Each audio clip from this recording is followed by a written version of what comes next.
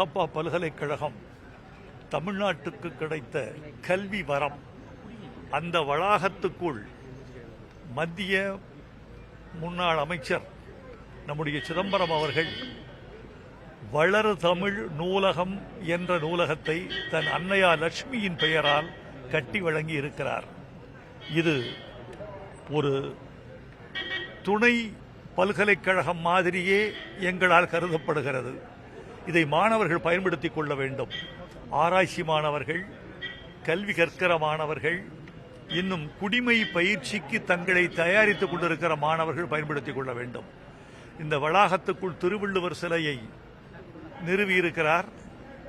நம்முடைய மாண்புமிகு முதலமைச்சர் அந்த சிலையை திறந்து வைத்திருக்கிறார்.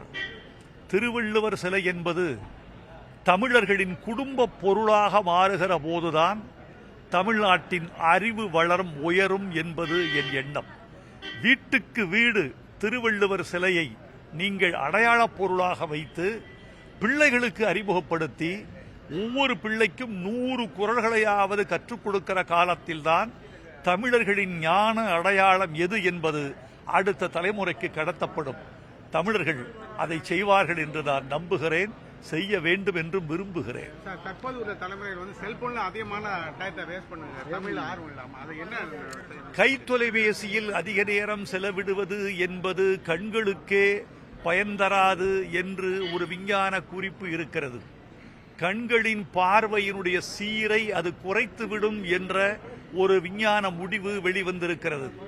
புத்தகங்களில் படிக்கிற பழக்கத்தை நம்முடைய தலைமுறை மீண்டும் கைக்கொள்ள வேண்டும் என்பது என் கருத்து. இன்னொன்று, கைத்தொலைபேசியை எவ்வளவு குறைவாக ஒருவன் பயன்படுத்துகிறானோ அவ்வளவு முன்னேறுகிறார் என்று பொருள்.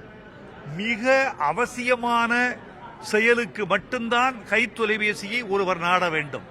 கைத்தொலைபேசியில் ஒருவன் சரியாக பயன்படுத்தினால் அவன் முன்னேறுகிறான் என்று பொருள். கைத்தொலைபேசியில் காலத்தை கழிக்கிறவன் தன்னுடைய செல்வத்தில், நேரத்தில், உழைப்பில் பின்தங்குகிறார் என்று பொருள்.